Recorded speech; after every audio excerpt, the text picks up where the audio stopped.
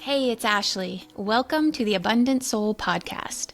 In this week's episode, Steph and I get into the topic of rejection, the feelings, the triggers, and the processing of not only the present emotions, but we go into how our past experiences, even as far back as childhood, can play into this topic.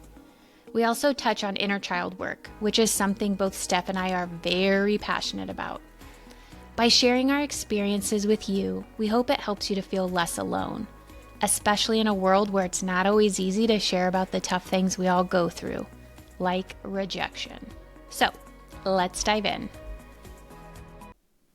Hello! Good morning! How are you? Good morning. I'm doing okay. How are you doing? I'm okay. I'm going through a phase. I was sharing with you a little bit before that I'm going through a phase where I have to, I think, reevaluate some relationships that I have. Some relationship has been challenging. So, like you mentioned, I'm in a growth spurt. You're in the muck. I'm in the muck. You're in the muck. Oh my gosh. Okay, so let's I'm getting in the muck with you. So let's chat.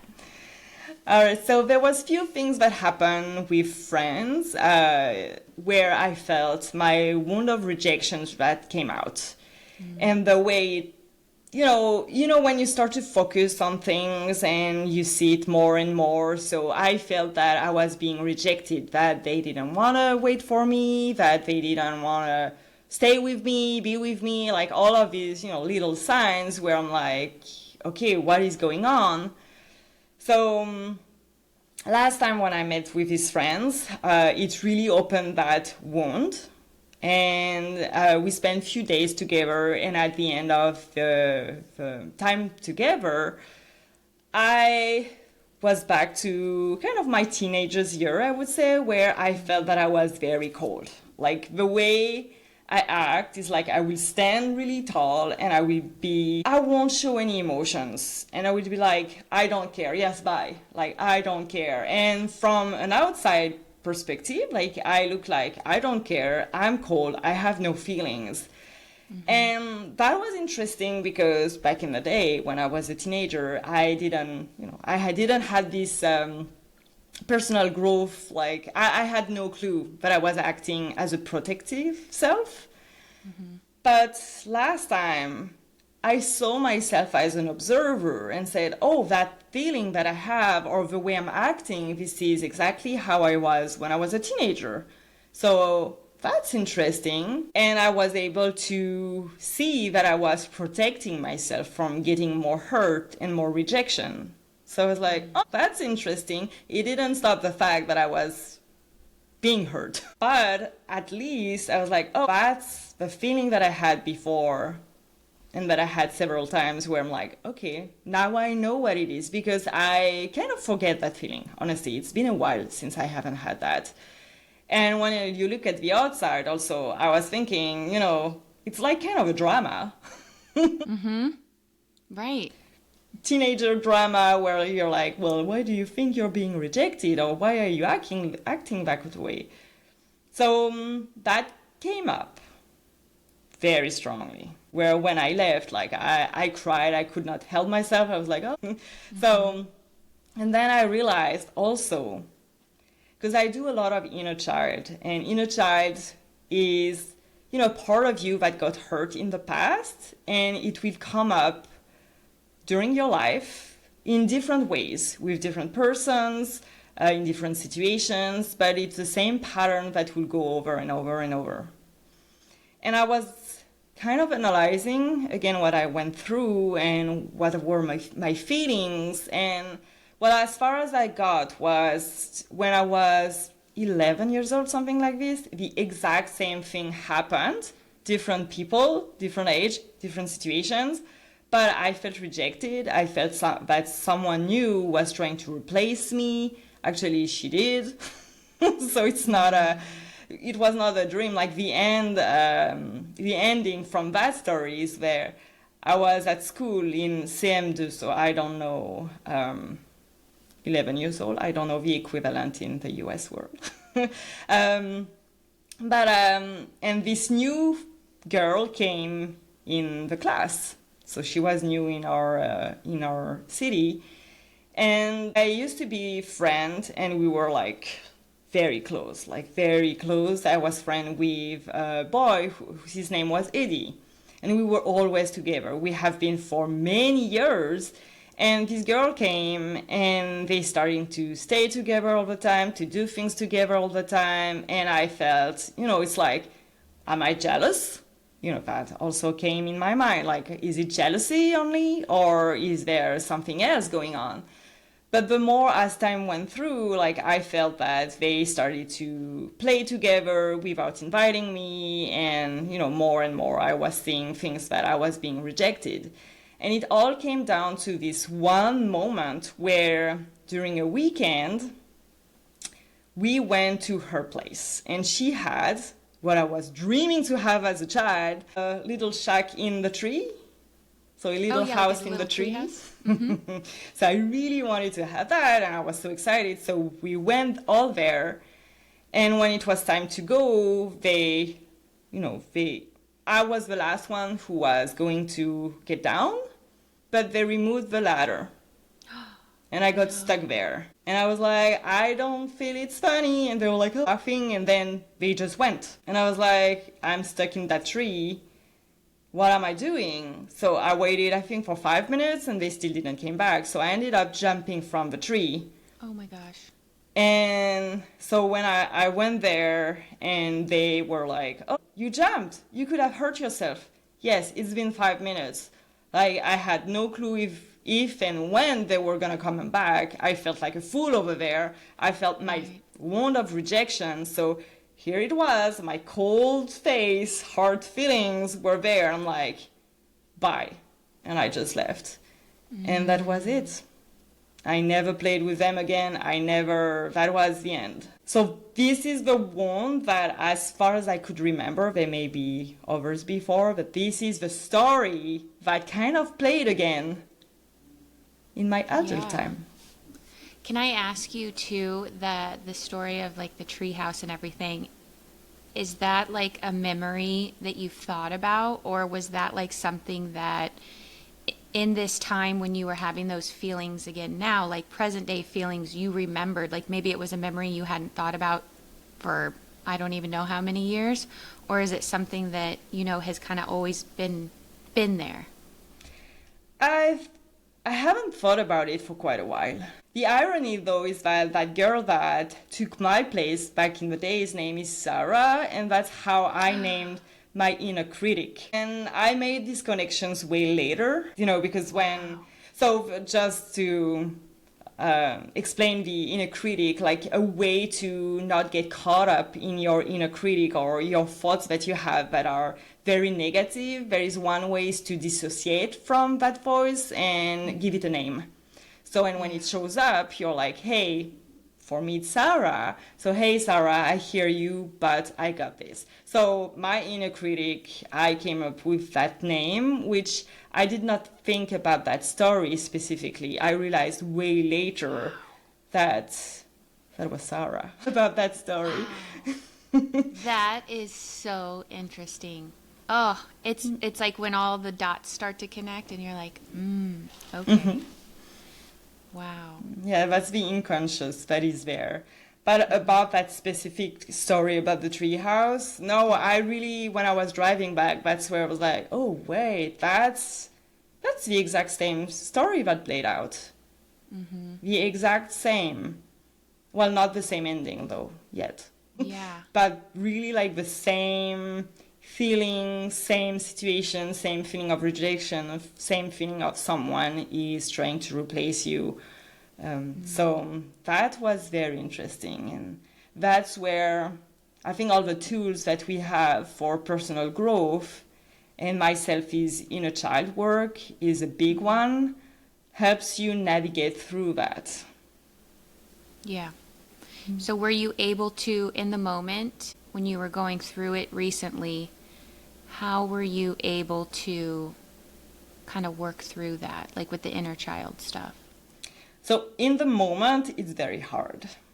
I have to say that it's been back and forth in my mind where I went there, I'm like, I'm trying to soothe myself, reassure me that I got me, that I'm not alone. But you really have to feel it. So the weekend we were like so busy that it was harder for me to just sit down and go my inner work, do my inner work.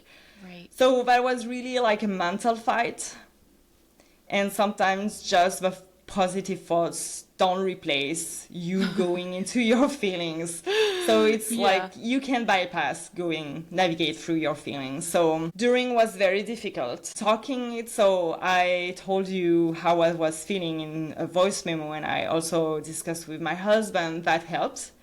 I had my cry, which helped too, and I let myself cry because that's something that I used to not to do. So I was like, I need to release some of my emotions. So I let myself cry and I felt much better. I also listened to myself. At that time, I didn't want to have any, how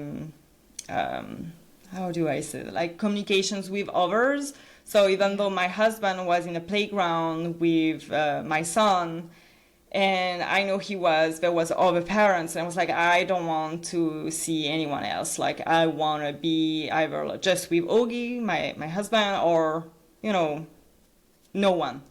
So I listened to me, and I just went straight back home. And I really took care of it the next day, where I did what is called the empty chair process, where you put two chairs in front of each other. And you embodied either your inner child or your adult self. And you basically reparent yourself. You talk to your inner child that is in front of you, on the empty chair in front of you. And you tell your inner child what it needs to hear. And like you do this back and forth about yourself, speaking your truth, your feelings, and how, what goes in your minds.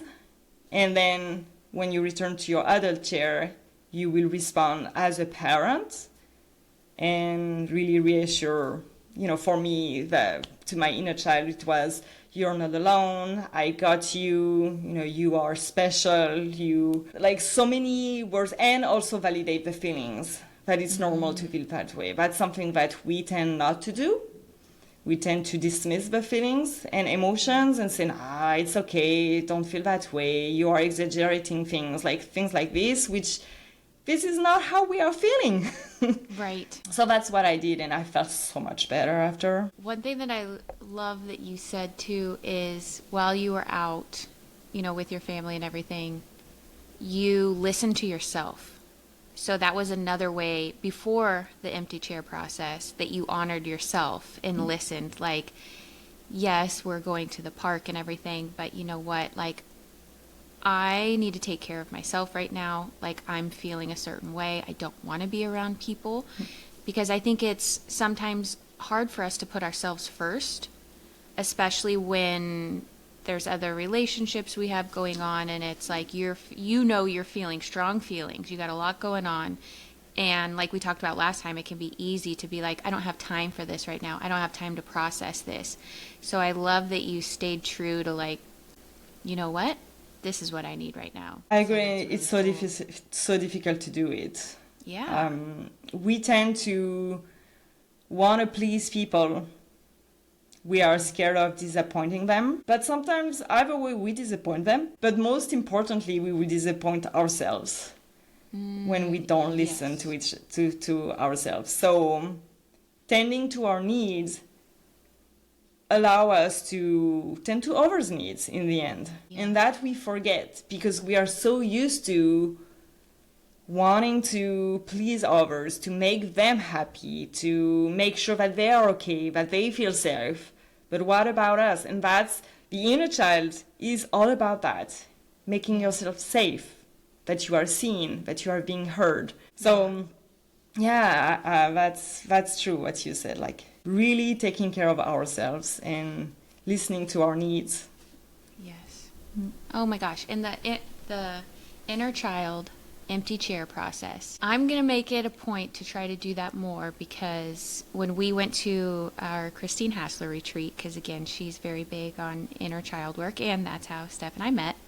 I remember, I think, doing it for the first time, and how impactful it was to actually do it versus just in your head have that conversation like, oh, it's okay, Ashley. Like, no, like, you're fine. You know, like that, like whatever you need at that moment.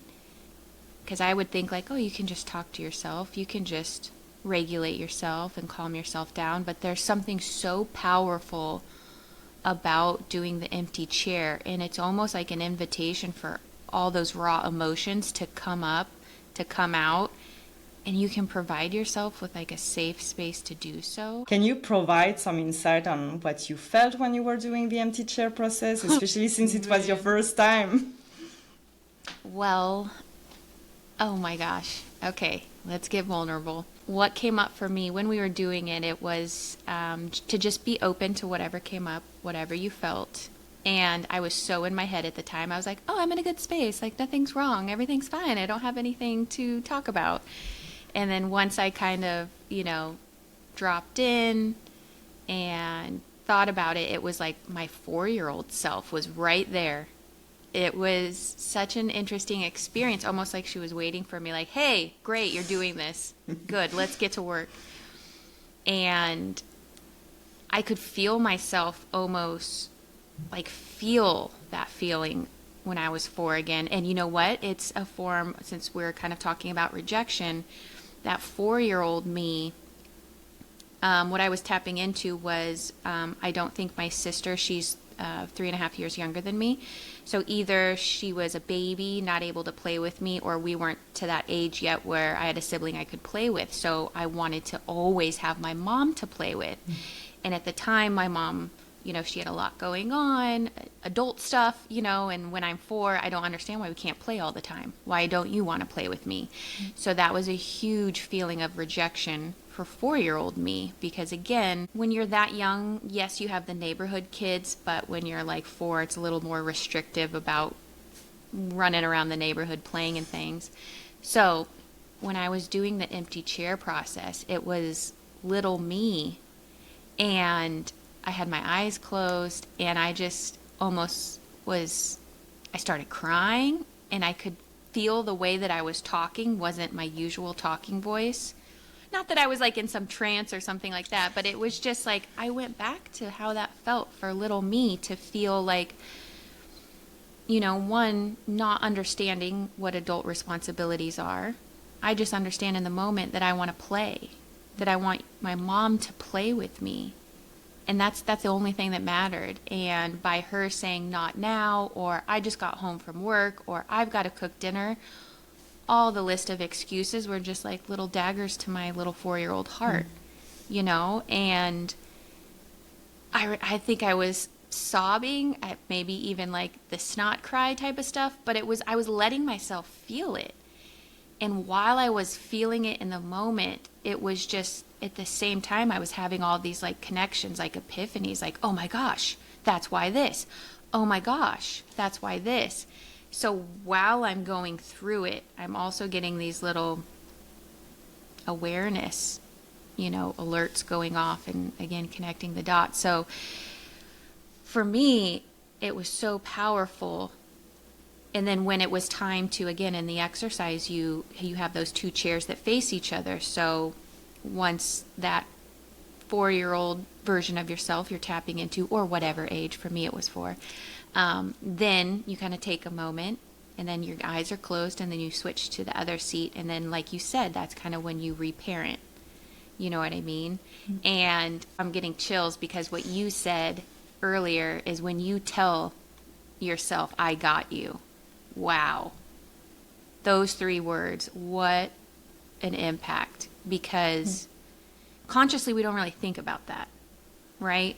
But to me, I'm not always thinking like, oh, I've got myself, I'll be okay, like I got myself. It's like you're always seeking other people to give you that, or to validate that, or to make you feel seen or heard, or allow you to feel seen or heard. I feel like for me personally, I'm always seeking that, Mm-hmm. you know, and I try hard to shift it. And that's this healing journey I've been on, is how can I give that to myself? You know, and that doing that inner child work, that empty chair process, that is a way that, you know, an exercise that you can do that. And again, it's so much deeper than just thinking it. Mm-hmm. You know, when you actually physically do it, you speak those words, and then sitting in that chair across from the 4-year-old version of me whose little heart is breaking because they just want someone to play with. And then it's like, how can I explain to them that it doesn't mean I don't love them, that it doesn't mean I don't want to be played with, or that you're not enough, or you're not lovable, you know? And it's like just working through all of that. It's beautiful. It's such a powerful process. And to be honest, like, so I'm French, I speak French, and my younger self doesn't speak English, and I have to do it in French. I tried in English when I was being guided, and there were no feelings, no, it was not working. Wow. So that's how powerful it is. Like, you really go deeper into your conscience. And and like for me, it has to be in French because I'm talking to myself when I was younger. Yeah. But I didn't know one word of English, and it Wow. makes miracles. What did you feel after the empty chair process? Do you remember? Well, to be honest with you, my immediate feeling was, oh my gosh, I'm snot crying in front of all these people, you know? But then a part of me was like, who cares? Whatever. Everyone's here for the same reason. You know, I'm surrounded by like-minded people who are here doing the same thing. So this is the best possible space for me to do this and to try this.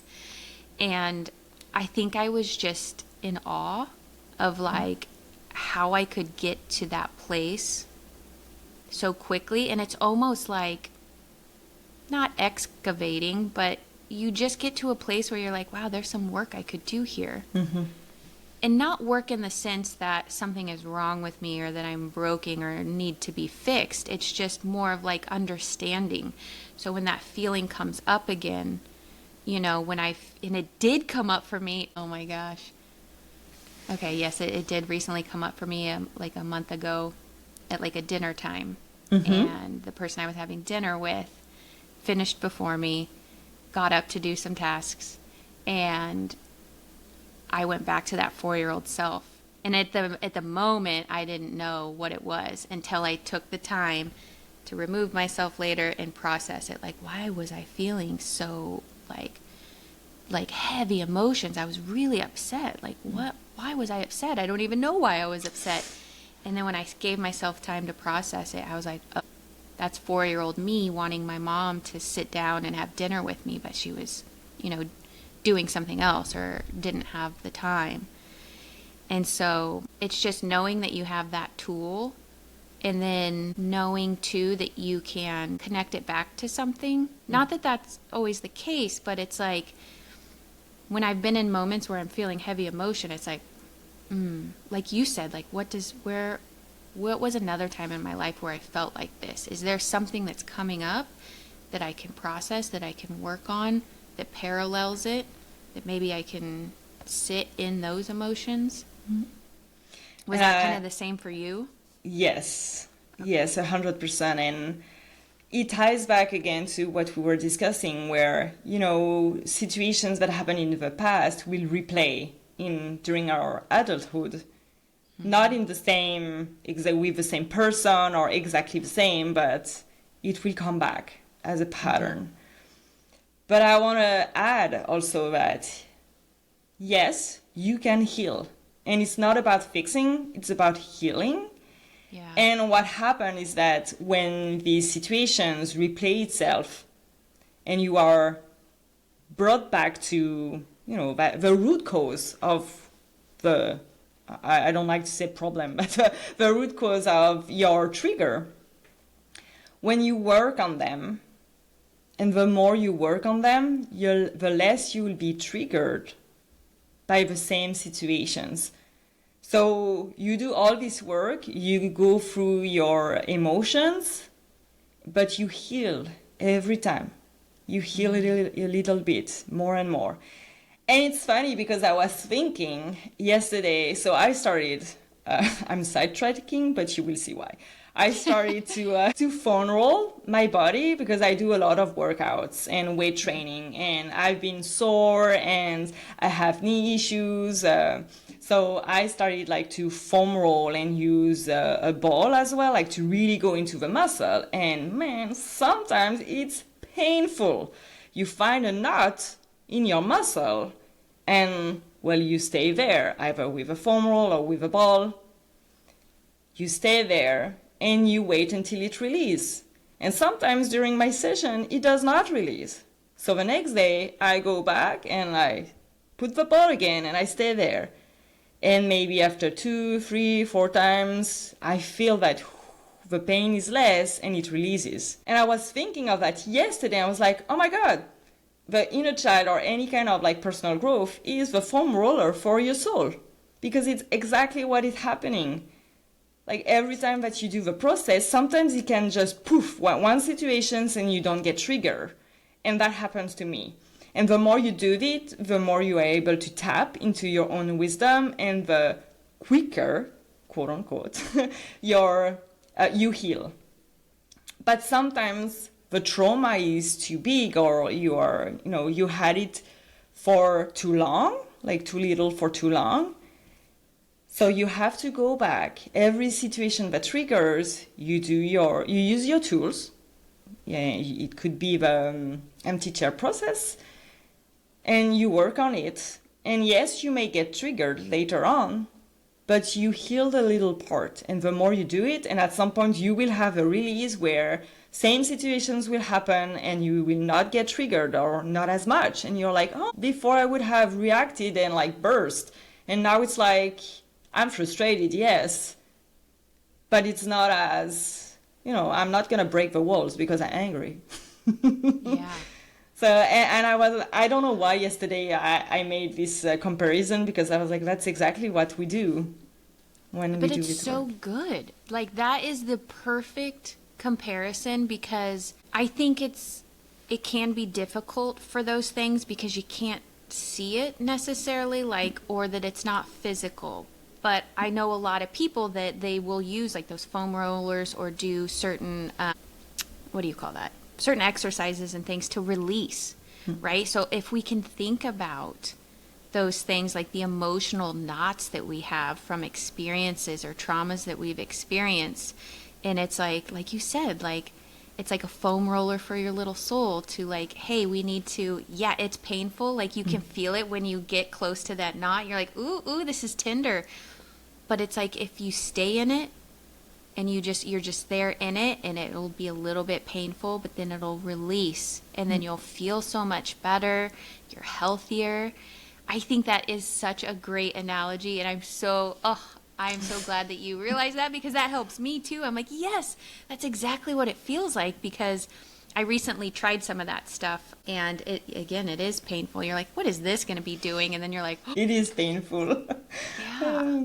And another thing that I thought of is there is this saying, and I think it's Dr. Joe Dispenza, but he said, when you can work through things, like if you had a painful event, again, like what I was talking about, like with this rejection when I was 4, if you can work through that and work to heal that, then that trigger then turns into wisdom. It kind of like alchemizes in a way. So when there's another another rejection or something that's similar, instead of being triggered, it's almost like you can now discern it with wisdom, because you've worked through it, you've processed it, and it doesn't have that like power over you in the way to where it can like take you down, So I think that work, the one, just processing, allowing yourself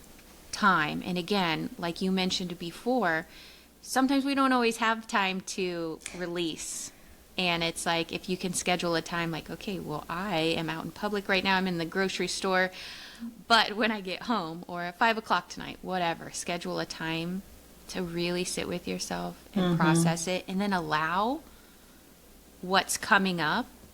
And for me, it's like not second guessing it, because I think sometimes it's like, okay, when you try to focus so much on like something, you're blocking the other stuff that's coming in. So if you can just allow whatever comes up, whatever you're thinking of, whatever feeling, you know, and maybe that was like your treehouse moment where you were like, oh wow, where did this come from? You know, or was that similar, like how you pulled that connection through?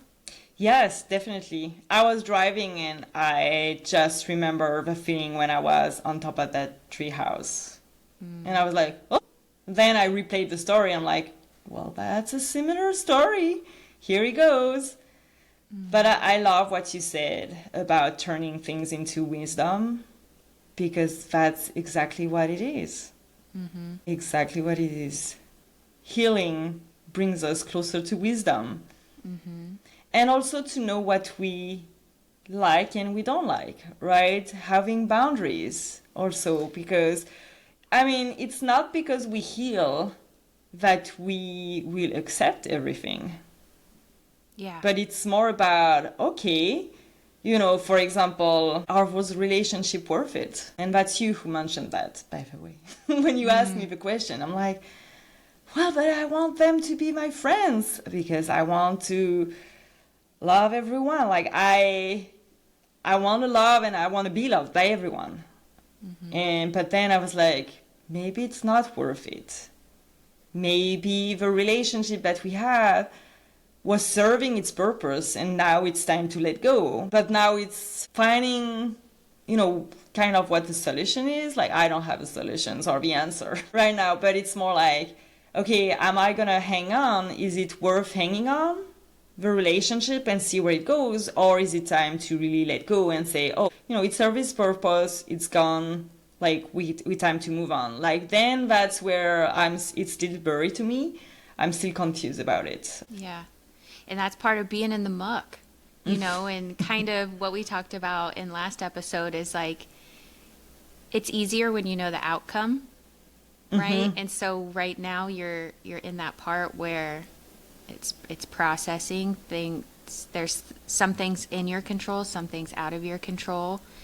And it's like, you know that there's going to be a solution or a decision or whatever coming soon. But again, it's like there's parts of it that you can control and parts of it that you cannot control. You know? The control. Yes.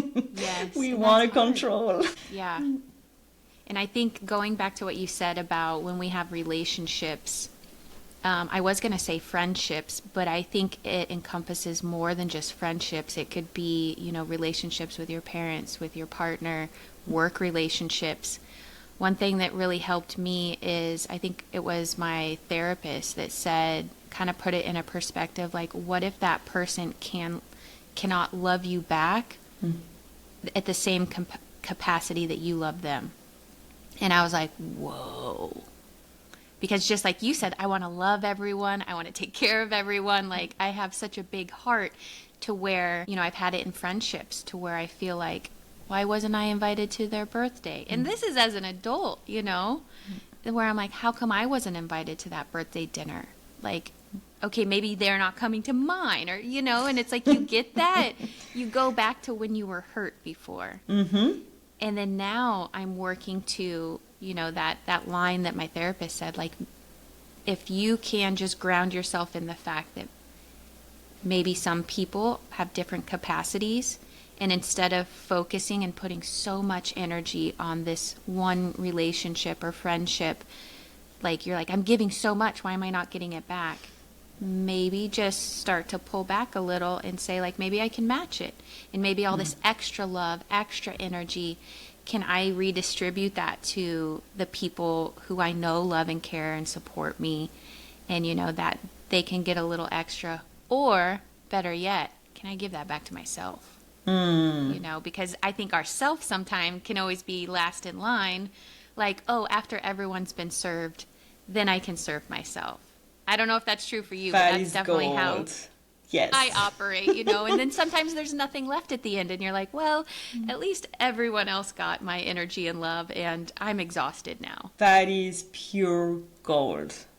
Yes. How can I give that love to myself? Yes, definitely last in line. It's a work in progress. I think once you start doing that kind of work, though, you notice more and more when you definitely need attention and more love. But usually it's when our body is screaming, I need love and attention. So now you are aware instead of giving it, on a daily basis, like you do for others. It's more, like, I'm almost into alert, please. I'm like, oh yeah, I hear you. And then you do the back and forth with your inner child or, whatever modalities you use. But it's about tending to our needs every day, showing love every day.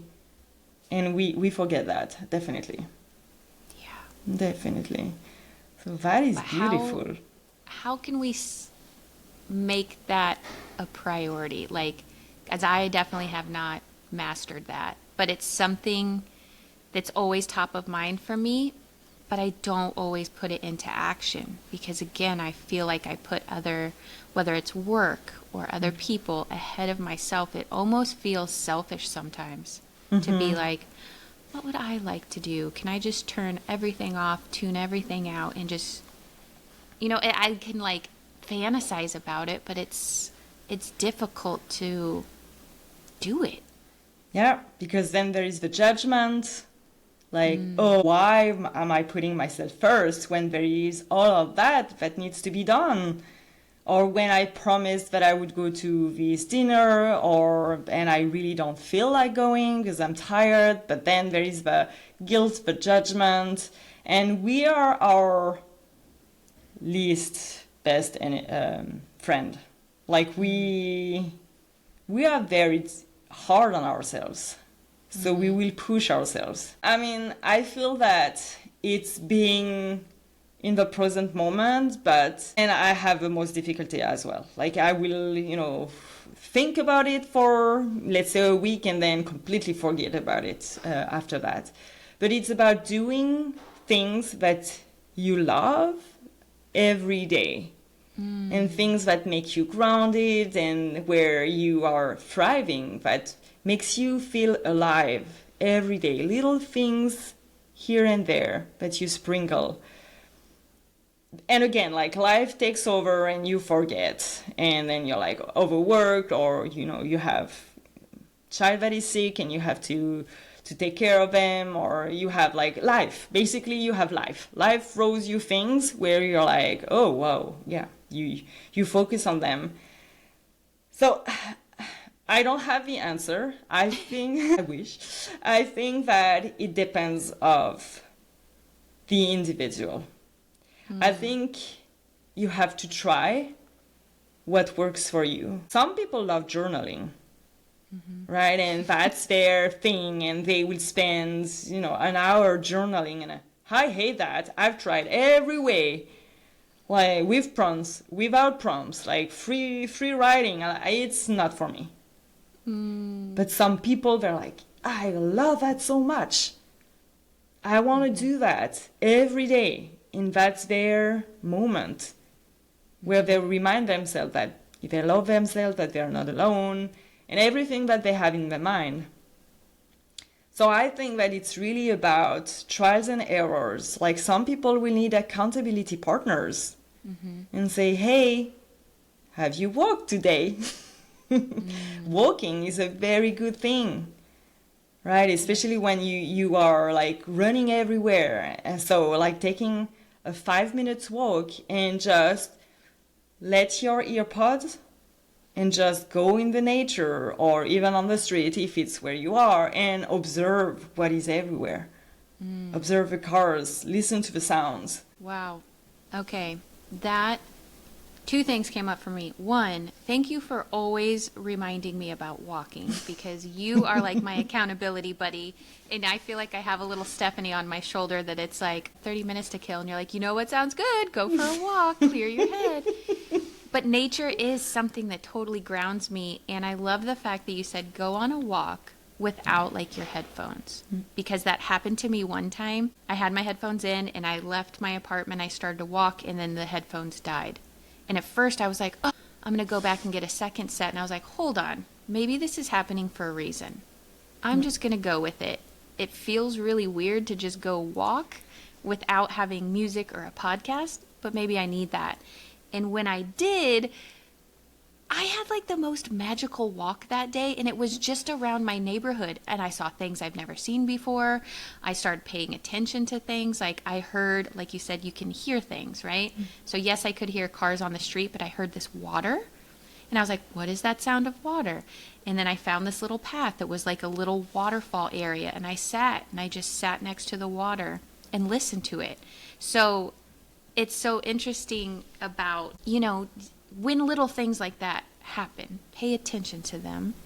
And how can you discover things in new ways and just be open? And again, it was just like 30 minutes to myself.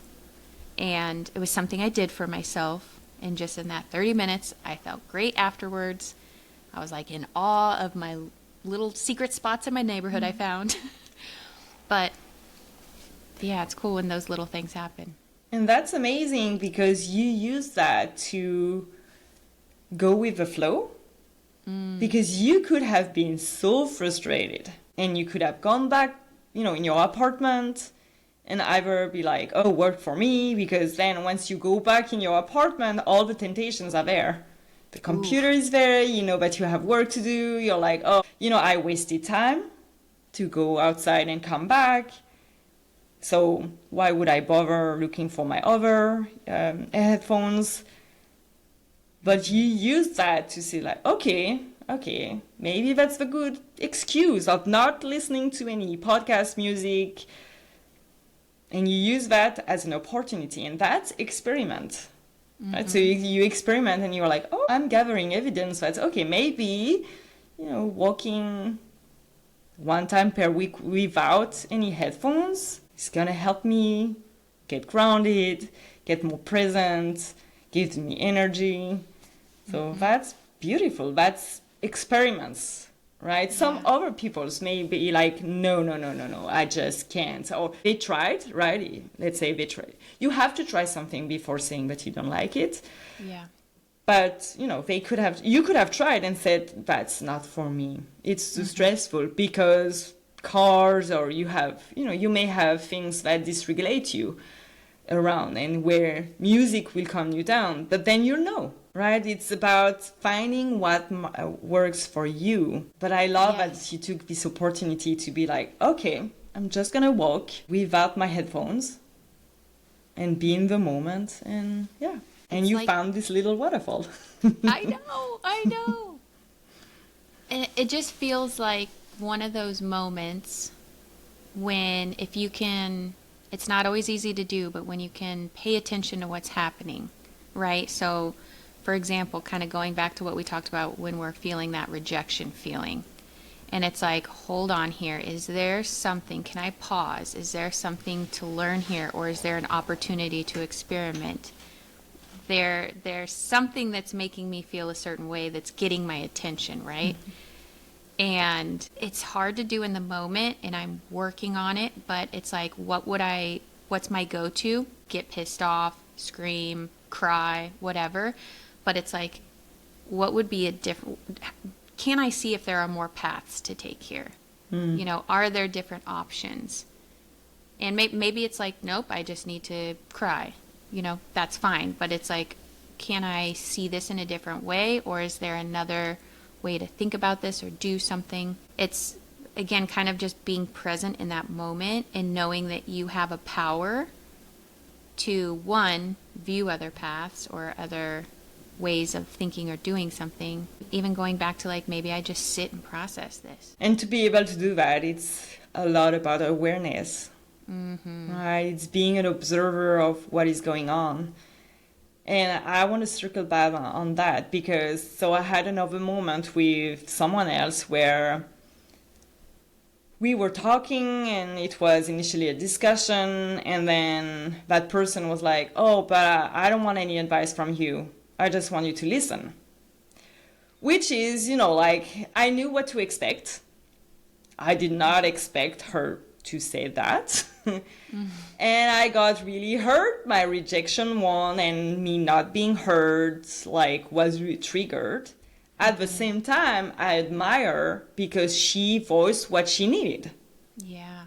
So I had this like two contradictory voice where I was like, that is very good from her, and we need to do that more, and I will be a good friend, and I will, listen to her.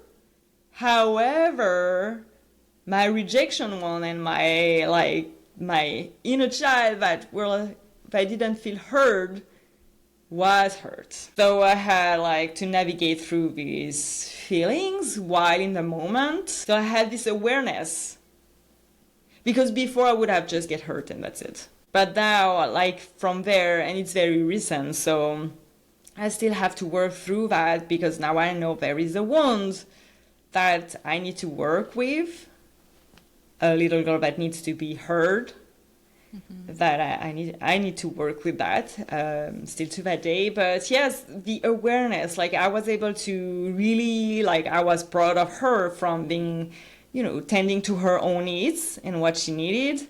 And while me on the other side, I was like, okay, I need to work with my feelings, because now I feel hurt. And one day I'm hoping that I will be just like, okay, I'm here to listen, and I won't be triggered. And that's what's going to happen the more. But for me, not being heard is a big one. So it's going to show up in every kind of possible way. So it's going to take time. I don't expect it to, I'm going to work on that one and all good. However, from that moment, I already know that I've gone a long way. Because before, I would have reacted so bad,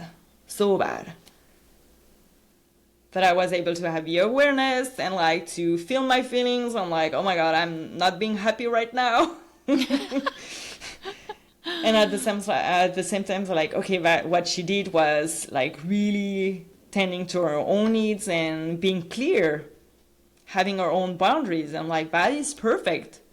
Yeah. So how can I respect that? But I was like, my feelings, I was like, they are there. Yeah. They are there, very present. So That's so interesting how you can have all those feelings hanging out with each other at the same time. Like you have this respect and admiration for her for speaking her truth, setting boundaries. You're like, heck yeah. And then you have the other part of you that's like, And when you were in that moment, because I know you shared when you had felt the feelings of rejection where you kind of just went like stone cold, could you feel yourself? Oh, in yeah. That yeah? Oh, yeah. Yes, I was back. I was like, okay. Well, since you don't want any advice, I was like, Steph, you're there again. Oh, yeah, no. I was back. I was back. So I was like, okay, I did like some breathing and things like to ground me and try to get nicer. But I was back there. Yes. Yeah. So, and all of them happened recently. So I have a lot to work with. I think that my trend is, I'm in the muck right now to be able to work on that and go deeper with relationships, what I need, and heal those wounds of rejections. I think that's where I am right now. So I'm in the cocoon where it's ugly right now. It feels ugly. It's just a feeling. I mean, nothing horrible happened, right? That's not nothing that is where I feel unsafe. Actually, that's not the word. Well, from an outsider, there is no safety involved, but from an insider, like it's more, yes, there is safety because I feel like I'm gonna be alone because I'm rejected. So it's all of those feelings that are in conflict. So the adult and the kid, I work on it and I'll get back to you. Yes. Well, and I just want to acknowledge too, I hear you, I feel you, I see you, but I'm really excited for you because I feel like being in this muck And it feels like you're getting all these I'm going to call them opportunities, all these experiences and moments where rejection is like the main thing. It almost is like hearing you share that it's hitting at the same time while you're pulling up stuff from the past. It's kind of all coming together. To me, as an outsider, I'm like, ooh, this is like, like, yes, it's going to be difficult and you're in the muck, but I just feel like there's expansion on the other side, or it's like, abundance on the other side. And maybe that means that the triggers turn into wisdom. Maybe it means that you cultivate deeper relationships, and maybe it is, do I want to hold these relationships or not? Or are they going to transform as I transform? Or is this where it ends? You know what I mean? And so you're in this like pivotal moment where it feels really cool. And, I'm all about like little soul lessons and everything. And so this could be, things that you're working on, and it's all hitting at the same time, which, probably doesn't feel like, yay, me.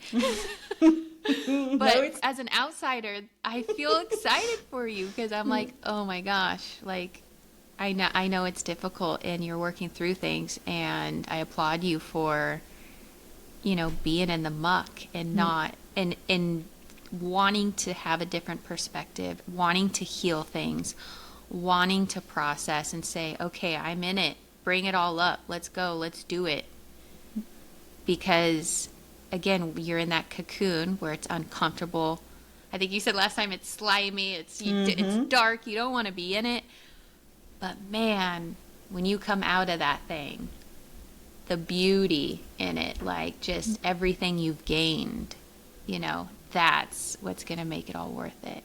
No, I agree. And you said something that really resonated, and I think that is key, is that everyone is going to be in the muck. Everyone, all humans, without any exceptions, will go through this time of their lives where something will shift. But then it's about us to be willing to go deeper and work through them, or just seeing it as a negative opportunity and be like, oh, it's the end of the world. And I'm a victim. And I used to be like this. I was a huge victim. So working through them, it's the key to transform and evolve. Because that's true. I could just stay there and say like, oh, screw this relationship, and no one loves me, and I've said that so many times, and I believe that so many times in my life. Relationship is so important for me that I'm a people pleaser, so I will bend in every directions so you are happy. And that's something that is difficult for me when I tend to my need. I'm like, no, I don't feel like doing that. And I say no. And then I'm like so afraid that I'm going to lose their friendship. And, it's all of this is interconnected. So I know I'm not the only one who goes through, relationship updates. And it's not the first time. It's not going to be the last time I go through that. But I could look at it only from a negative point of view. So just like the awareness, what is going on, like the common pattern lately has been like relationships, and being willing to go through that and do the work. And it's hard sometimes, not sometimes, most of the times it's hard, but being willing to do the work because that only good can come from that. And I mean, when I started to do that work, and I don't know about you, but I was not alone. Like, I had a coach that helped me. You have like online classes that you could do. Well, for me, it started with a weekend, the Inner Child weekend. That's where it really like sparked everything. And then now I'm able to do that work most of the time by myself. Sometimes no, I still, had one sessions about one challenge that I had. But now, because I've been doing this since 2021, I have the tools, I have the modalities, I'm able to do it by myself. But when you start, like, find someone that can help you and guide you. Yes. Because it's so difficult. So having someone that is not judging you, that is just a loving presence and can guide you, because that is difficult. Yeah. Yeah. Because I think the inner child stuff, for me, it's been about a year, and I've done maybe four to five sessions, but it's never been on my own. I've always had someone guiding me. So whether it was when we were, at Christine Hassler's retreat, or I have worked with a coach before. Another time it was a healer where we tapped into like a younger version of me. So, and each time it was always this 4-year-old version of me. And now that I'm talking about this and I look back on everything that has happened to me in the past year, I have gone through some major changes, like huge changes just in the last year. And I can pinpoint each time when I did like an inner child session, that 4-year-old me, like, why are we not advocating for joy and what lights us up? Why are we stressed out at this job? Like, when do we get to have fun and play? And it was just this theme, and it led to so many decisions that I made in the last year. But to go back to your point, it's difficult for me to do that on my own. Same thing with like working out. Like, I know a lot of people work out at home and they'll watch something on, the TV or on their laptop. I am just not that person. I need to physically go somewhere, like to a studio or to a gym. So it's the same with me. It's more impactful, and I can drop into my heart, not be so much thinking about it in my head if I'm being guided. Mm-hmm. So I love the fact that you can do that, that you're able to do that with yourself. But I know for me, I can say that I'm going to do it, but I know myself. It would be more impactful if I had someone guiding me, No, so it's like definitely. Both ways. Yes, it goes both ways, and you have to know yourself as well. I'm very disciplined, so I have no issues going at the gym every day. I don't need anyone to push me. I'm already hard enough on me to push myself. And doing the work for me, it's once I commit with something, I commit. Right? So once I started to say, okay, well, I think for me it's really seeing the impact that it has on my life. I'm not trying to think about an outcome, but I gathered enough evidence to know that it's working, that doesn't matter what is the outcome in the end, it's gonna be good. It helped me with my confidence. It helped me with me being on this podcast and like speaking. Like I had another episode we can talk about like speaking out, and it's been a challenge. And just to give you an example, when I started to do the empty chair process, I would not speak it out loud. It was only in my head. I could not speak it out loud. That's how not unexpressed as I was. So that's been a journey, and it's still continuing to be a journey.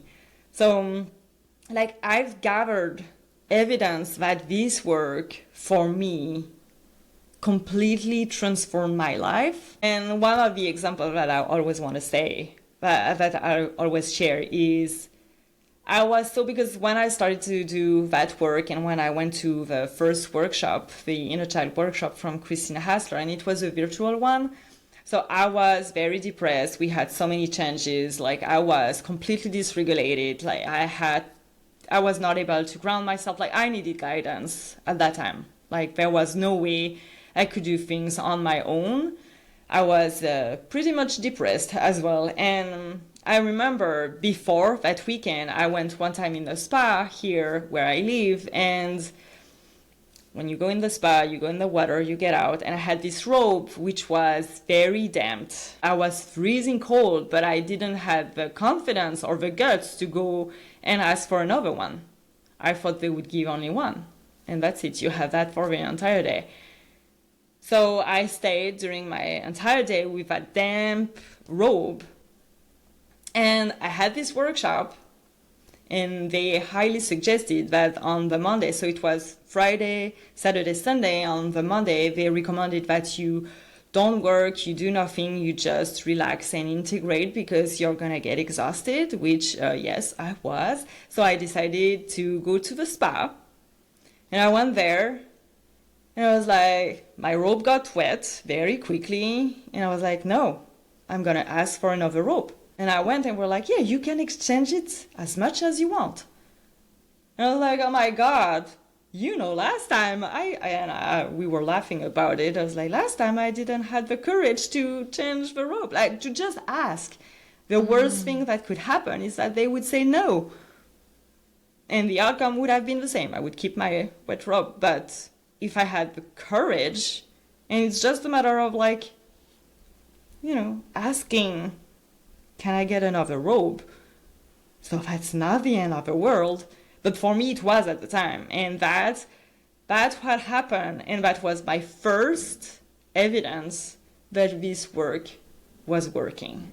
And since then, I was like, oh, I'm going to do that. But I could not do it right away for myself. So I had a life coach for 6 months. And then we were group coaching. And then I was good on my own.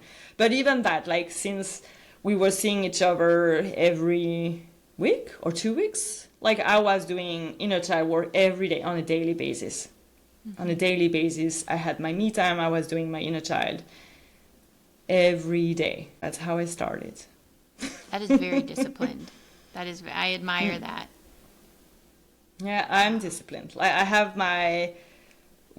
it used to be 2-hour morning me time. Now it's a 1 hour, but I still have it. So if I need to put some inner child work, it's there. That's my priority. If not, it's meditation or reading.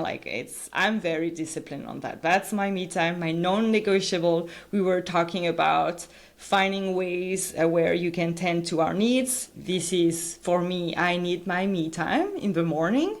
Mm-hmm. And then, I'm ready to take care of you guys.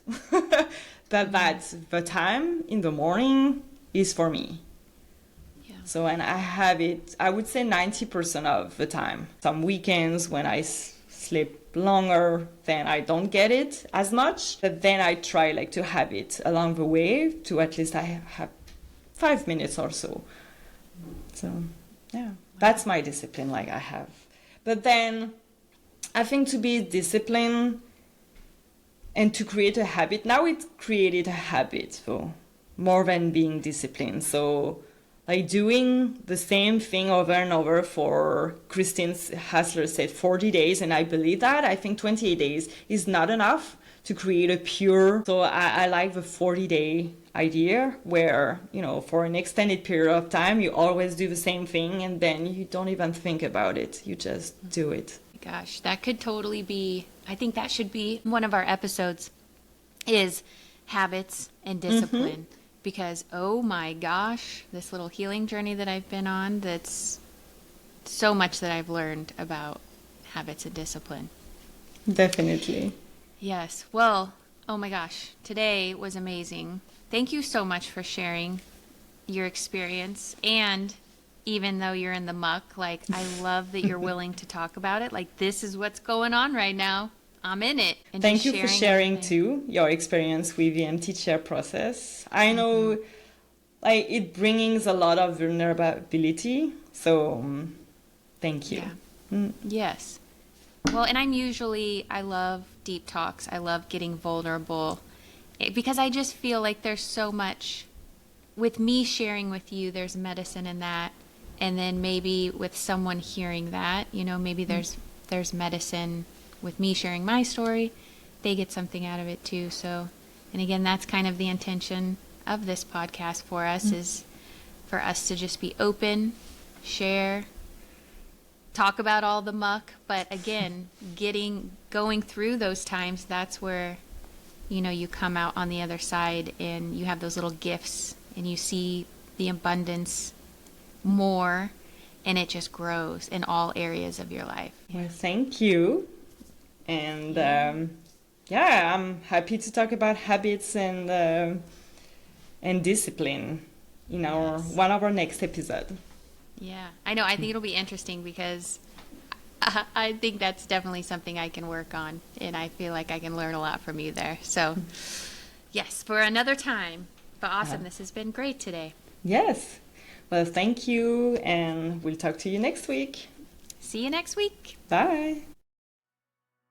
Thank you for joining us on this journey of self-discovery and spiritual awakening. We hope the stories and insights we've shared today have inspired you to embrace your abundant soul and live your life with more presence, purpose, and passion. Remember, the path to awakening is unique for each of us, but we're all connected by our yearning for deeper meaning and authenticity. So keep an open heart and mind and trust that the universe will guide you exactly where you need to go. This has been the Abundant Soul Podcast. See you next Sunday as we continue to explore the depths of spiritual awakening and personal growth.